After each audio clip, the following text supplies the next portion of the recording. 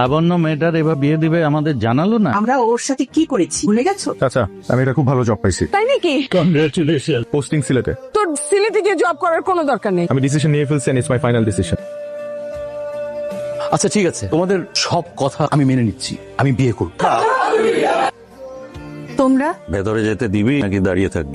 এসো ভেতরে এসো। দেখ জাহর হয়ে গেছে। শেষ পর্যন্ত ইমুটা বিয়ে করতে রাজি হয়েছে। তুই তোর একমাত্র ফুপু, তুই না থাকলে হয়তো এটা করতেই রাজি হবে না। আমাকে তুই মাফ করে দেবো। কি বলছো ভাবি? তুই বল, তুই বিয়েতে আসবি? বল না। আসবো। হ্যালো মা। তুই কি আসবি না বাবা? 5টা বছর তুই ওইখানেই থেকে গেল, আমাদের কারো কথা তোর মনে পড়ে না? কিসের এত অভিমান তোর? মা রাখছি, কথা বলতে ভালো লাগছে না। হ্যালো মা আমি আসছি। শুভ্র আসবে। মা তুই আসবি না? বললাম তো মা আসবো না। দেখ না সবাই আসছে, সবাই অভিমান ভুলে শুভ্র